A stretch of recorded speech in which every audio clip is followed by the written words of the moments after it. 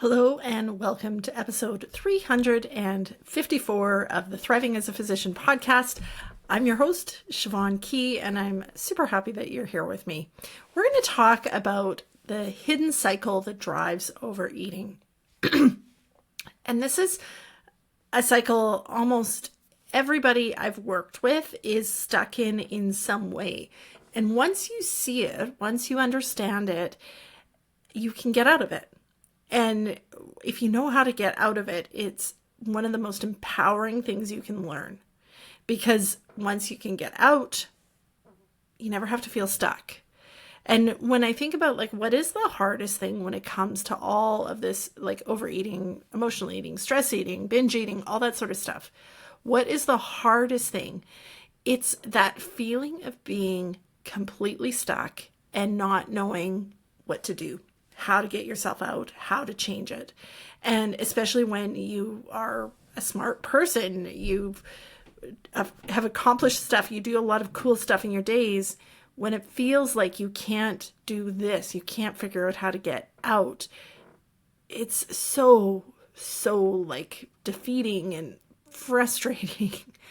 And understanding this cycle is one of the biggest pieces for you to be able to learn how to get out and understand why this happens to you so that you don't have to feel so frustrated by this.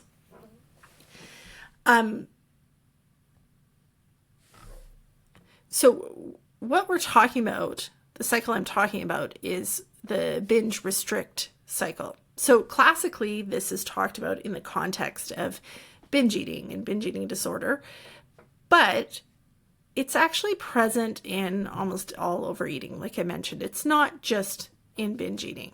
And so it's called the binge-restrict cycle, but the binge piece could be overeat, stress eat, emotionally eat. They're all on a spectrum. It's not like binge eating, emotional eating, stress eating, just overeating are these separate entities you have to figure out. They're just spectrums. And some people will be at one point in the spectrum at different points in their life and then shift back and forth. Like I know some of you listening may have experienced binge eating in the past and maybe it's not really that big of an issue, but you still feel like you overeat. Or maybe you've had stress eating through your life and now it's hitting where it's more like binge eating, and that's okay. It's all on a spectrum, and understanding the cycle is going to help all of it. I had no clue about this cycle back when I was trying to understand my eating or working on weight loss. I didn't understand it at all. So I made all the same mistakes that we all make, and we make them through no fault of our own. We make them through just how we've been taught to think about eating and how to change our eating. So let's get into it and talk about what is the binge restrict cycle and how do you start changing it. So I wish I could draw pictures for you through audio, but you'll have to kind of picture for me. Basically, if you picture a big circle and with arrows going around it, at one point it's binge, at one point it's restrict. And basically the idea of the binge restrict cycle is after a binge, or overeating, most people push down towards a restrict period of time. So that's trying to be careful, trying to compensate for what you ate, trying to do better, pushes you onto the restrict side. Once you're in a restrict side, that doesn't feel good and it's not a sustainable place. And that restriction actually pushes you back up towards the next overeating or the next binge. So the two are connected. It feels when you're in this like your only choice is to restrict, because when you're in this and living this, I know it, I've been there. It feels like, I ate so much or I ate all of the wrong things that I need to be extra careful. And it just sounds factual when this is happening. And so that part of this cycle can be subtle and a little hard to notice at first. When you're first learning this cycle, because for most of your life, you would not consider what's happening as restriction. Sometimes it's obvious, But there's a whole lot of the restriction part of this cycle that is subtle and a little more like, just sounds like your brain's speaking the news of like, of course we need to have a salad today because look at what we ate last night. Of course we need to just, eat some vegetables, or yeah, of course it'd be a good idea to fast a little longer. That's what it sounds like, and it sounds just factual. Your job, or what I'm hoping that you'll get out of this episode, is to learn how to notice that and call it out and label it for what it is, which is part of the binge restrict cycle, or the overeat restrict cycle. How does it impact your life? How does being stuck in this cycle impact your life? Well, it's like this big, like, either feeling out of control at the overeat binge part of it, or working really hard and putting a lot of effort in on the restrict side. So it gives you this big flip-flop experience. And sometimes this cycle can happen in the course of a day. Sometimes this cycle happens over the span of multiple days. For some people, it happens over weeks. All of it's normal and fine. There's no right way to be stuck in the binge restrict cycle, but it still gives you that flip-flop experience. It feels like you're never just on level ground. You're never at the point where eating is just simple and goes smoothly for you. It's always either out of control or working really hard to rein it in and stick to what you think you should be doing. And that's exhausting. The biggest impact this has on you in your life is it's exhausting and demoralizing, because it feels like you're putting all that effort in, and you are putting that effort in, and then you still keep flipping the other way and still keep ending up where you're losing control. And that is so frustrating, right? Where you're like, what's going wrong? Why is this still happening to me when I'm working so hard? And you are working hard. And I always say you're probably working harder than you actually need to be. I think most people are, because when you don't understand stuff like this, your default is, I will work harder. I will try harder. I will try to restrict more. And that harder work, pushing more, hanging on for dear life more, in this cycle, the more you lean on the restrict side, the more it's going to push you back up to the binge or overeat side. And that then makes you want to tear your hair out, right? It makes you want to scream sometimes or cry. And I'm sure a lot of you have. I know I did at different points, because you are doing the only thing you know, which is, okay, I'll just work harder. This means a lot to me. I'm going to just work harder. And it seems to still push you and make you go out of control. And maybe the times you go out of control feel bigger and more out of control. And so then you try and work harder, and you just get stuck in this cycle where you are working really, really hard. You're exhausted. You're putting so much effort in, and yet still feeling like you lose control. And it doesn't have to be that way, but know that I see you. And if you're stuck in this cycle, it is not because you aren't working hard enough. I guarantee it. Like I said, you're probably working harder than you actually need to be. It's because we need to get out of the cycle. And when you're out of the cycle, then you can put that energy and effort into places that may actually have more impact, that aren't going to push you further into the overeating cycle. So where do we go wrong with it? Well, the place that we go wrong with the binge restrict cycle is we try to get out of it at the binge or the overeating point. Usually right before you're about to eat, that's where we're trying to intervene. And think about it. Like when you are really feeling like riled up and your brain is talking about food and it's telling you all the things you need to, like, just go have it. It's going to be great. All those things that our brains do.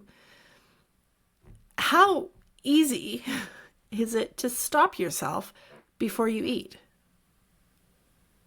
And I'm wondering how many of you are laughing at me when I say that, because generally it's not. Like if it was easy to stop yourself before you were going to overeat, you probably wouldn't be listening to this podcast episode because you would be fine.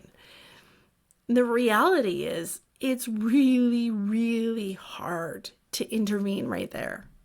It is hard. It takes a whole lot of energy, a whole lot of effort, and some specific skills that nobody teaches. So you're trying to intervene at the hardest part. You're putting a ton of energy in of like, no, I just don't want to eat. I just like, don't do it this time. And you're using an ineffective tool, not your fault. It's what we've all been taught of like, just don't eat. Just tell yourself not to eat. Again, it's laughable. Anybody who's actually lived this, the idea of like, oh, okay, thank you. I'll just tell myself not to eat there. Thank you. That's really helpful. It doesn't work at that point. It's like there's a train already speeding down the tracks by the time you hit the point where those cravings are so intense and you're just trying to rein yourself in. Telling yourself just not to do it isn't going to stop that train. There are ways you can stop it. There are tools that I teach. But even then, I don't think it's your best place to stop it.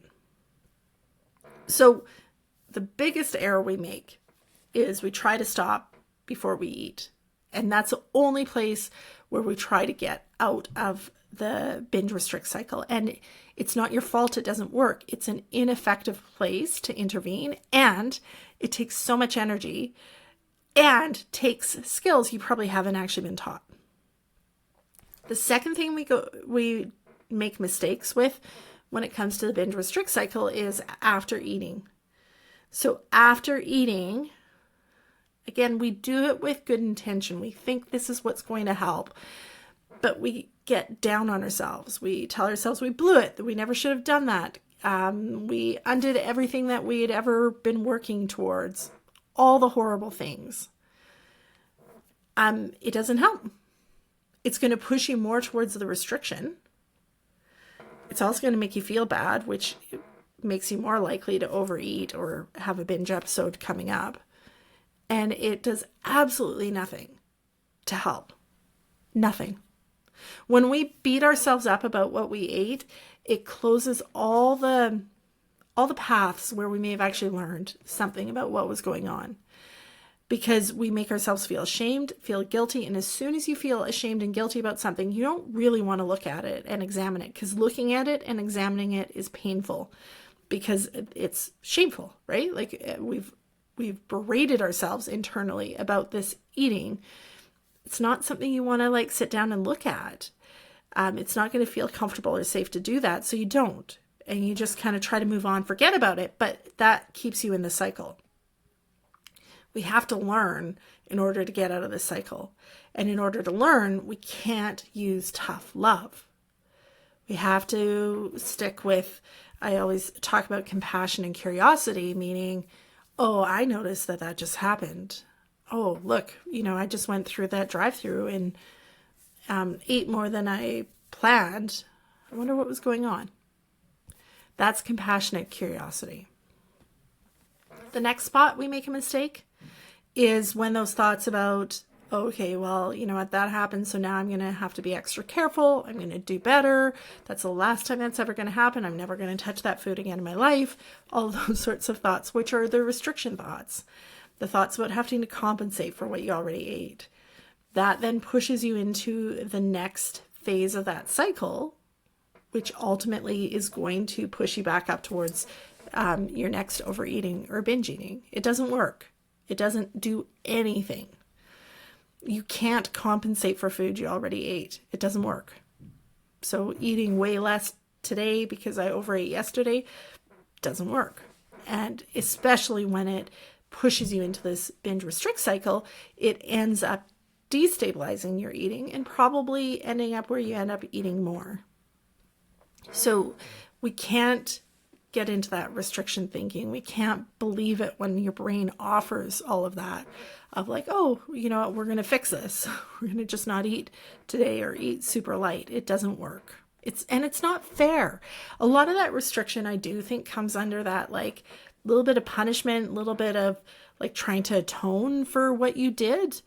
And again, that's really sticking with the belief that overeating is a moral failure. And it's not. It's you made some choices to eat some food you don't normally eat, or maybe you made some choices to eat some food that you do eat fairly regularly, but you know that it's not the food you want to be eating for yourself and your general health. That's okay. It's okay. It's not a moral failing. We have to get away from the idea that the food has these like big, high stakes implications for us. It doesn't help. It makes it so much harder to change. You just made some food choices. That's it. So what do we do? And how do you get out of the binge restrict cycle?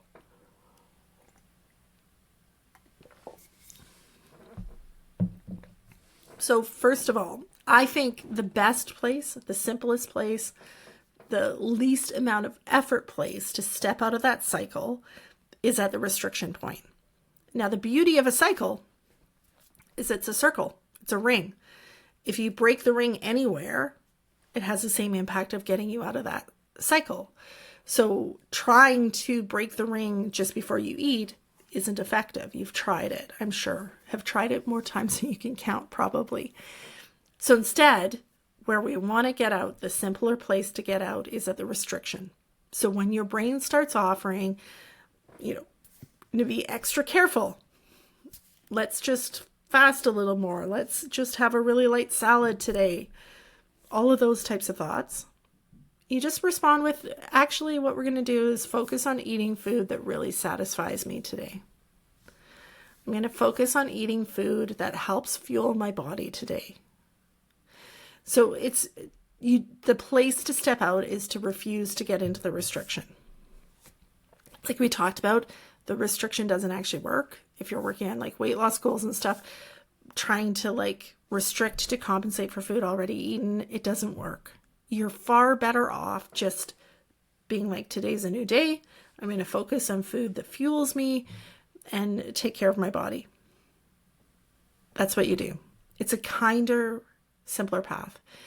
Sometimes I actually encourage people to go a little more on the abundant side. Is if you are really used to being restricted and you're sensitive and almost anything feels restrictive, I would encourage you to go to, I'm going to eat food that really fuels me and really tastes good, and maybe plan some, treats or things that are a little special that also work for your body. So in my own life, if I've been eating, more carbs and stuff than usual, and I'm getting back to my lower carb eating, I might make things like, we do a low carb creme brulee and have them in the fridge. So if I really want something, I've got it. And my day feels abundant. I've got like fun little treats that actually work for me, but also feel like legitimate treats to me. And that pushes you because it's like an abundant thing. It's not just I'm going to eat food so my body feels full. It's also I'm going to eat food that like my brain and taste buds find really engaging. That moves you even further out of the restriction, and it can be even stronger and more powerful. The next place that you can intervene is after you overeat.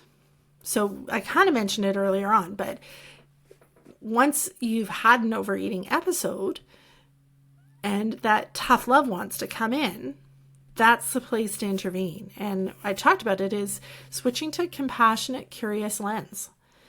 When your brain wants to jump all over you and be totally mean to you, responding and saying, you know what, actually, I don't talk to myself that way, or we don't speak to people that way. I always think it's helpful a little bit to think about this in terms of how do you talk to a toddler? Like picture like a toddler, for those of you who are parents, and they say the weirdest things at times. And they have emotional outbursts, and we generally don't get upset by it. You just say, actually, you know what? We don't speak to people that way. That's not how we treat our friends, or something along those lines. you can use that for yourself. You can be like, actually, you know what? I don't speak to myself like that anymore. Or if it feels better, yeah, we don't talk to our friends that way, or we don't talk to people that way. That's to shut down that like really tough love, negative self-talk. And then you shift to the compassionate, curious lens that I shared. I noticed that, after the kids went to bed, I, headed to the pantry and ate all those cookies. I wonder what was going on. And when you use the I wonder what was going on, what you're thinking about is, like, how was I feeling before I went for that food? What was I thinking about? What had my day been like? And you're looking for the patterns. You're looking for what are the things that could have contributed to me feeling like I really wanted cookies tonight. I know lots of times it feels like it's just cookies taste good, but most of the time when you really look at it, if you're eating cookies and even though they taste good, they're not actually what you wanted to be eating and you don't feel your best from eating them, there's usually other things that are driving that desire to eat those cookies. And you need to be a detective to work on figuring it out. But you're not going to figure it out with tough love. That's not going to give you any of these answers. And these are the answers that long term are going to change your eating. When you start to understand how your brain is using the food, what is it trying to solve with the food? Because there's always a good intention behind it. That's where you start to make some changes that have long-term impact on your eating. The third part, tying into that, is as you go from the restrict back up to the binge side, what I always think about is it's the act of restriction, the experience of being restricted is a strong driver that then ultimately makes you kind of go, screw it, I'm just going to eat whatever I want. But also, when I draw this out, I had arrows going in here because there's also just like stresses from the day or the days. So as we go through our days, we have cumulative stressors that start to build up, fatigue, decision-making fatigue, all these things throughout our day that then add into this and also push you towards the overeat. So if you can start noticing what your additional stressors are, what are the patterns that tend to push you back towards that binge side? Is it being tired? Is it not having time to yourself, which is super common? Is it feeling rushed and behind all day? Is it irritation at people around you? It's all legitimate. You don't have to judge yourself for having the feelings, but noticing that you have them and that your brain's response to those feelings is to try to fix them with food. Again, it's always got a positive intent. It's not like your brain's response to that is try to mess you up with food. That's not what your brain is doing. It's like, ooh, you're really irritated right now from what that person at work said. Let's just try and help you feel better. And then it suggests food. And the food historically has helped. That's why our brains get into these patterns, is that immediate dopamine hit we get from most of this food does feel better briefly. And then afterwards, our brains don't see that, like the complications and the consequences that we deal with, like health issues or weight gain or just not feeling great in your body. That piece of your brain that tries to fix things with food doesn't see that. It only sees short term. And so your job as a detective is to figure out, okay, what are those stressors and which ones can I manage? How can I shift and change? And that's a lot what we do inside my coaching programs, where we look at what are the stressors, but then we also look at, okay, how can we shift that? When somebody says something that really pisses you off, what can you do about that so that you don't retain that irritation and have it push you towards an overeat? These are the things we do inside the coaching sessions. So it takes some time to figure this out on your own, and it takes curiosity. It takes a willingness to be kind to yourself and be compassionate so you have the space to see these patterns and to start problem solving through them. Okay, so the binge restrict cycle, things you don't want to do, just try not to eat. It doesn't work. Stop doing it. There's almost no point. If you want to intervene at that point before you eat, the simplest thing probably would be to say to yourself, I notice I really want this food right now and I could totally have it. This is a really important piece. You have to say, I could totally have it, because you could. You've proven it to yourself lots, right? You've had it lots. You've proven it. I could totally have it. But what is it that I might really need right now? And you can ask this before you eat. Sometimes you can ask it after you eat, while you eat. There's lots of times in my life where I've been eating the food and thinking, okay, like I notice I'm sitting here eating French fries. I wonder what's going on. What is it that I really needed right now? What's bugging me? But you can try that before you eat. That would be, I can teach you other stuff, but they're hard to do on the podcast. That would be the simplest intervention. But the really important piece is I could totally have that. As soon as you're like, okay, I can't have that. So what is it that I need? Your brain is not going to give you any alternatives. I promise you. It's going to be like, nope, the food's the only thing we need. We just like the food. As soon as you say, I can totally have that, it lowers the resistance from your brain. And then when you ask a question like, what is it that I might really need right now? You're more likely to start getting answers. If you tell in that moment where that train is speeding down the track and you say, okay, just don't eat. We're not going to do it. We're going to try and think through some stuff that Siobhan taught us. Your brain's going to give you the middle finger and it's going to keep on going down the track. It puts up resistance right away, because in that moment, your brain views that food as the solution. It is the solution. It is used for years and it thinks it works. Like I mentioned, it doesn't see long term. It doesn't notice that it isn't a solution that works for more than a few minutes. So I could totally have that right now. But what is it that I might really need? That's what you try. All right. Other things, remember, easiest place, step out of the restriction. Second easiest place, stop berating yourself after you've eaten. You do not deserve that in any way, shape, or form. Third place, start getting curious about what are the additional stressors that might be driving me towards an overeat. Now, if you have been stuck in this cycle for a long time and you really struggle with your eating, I'm here to help.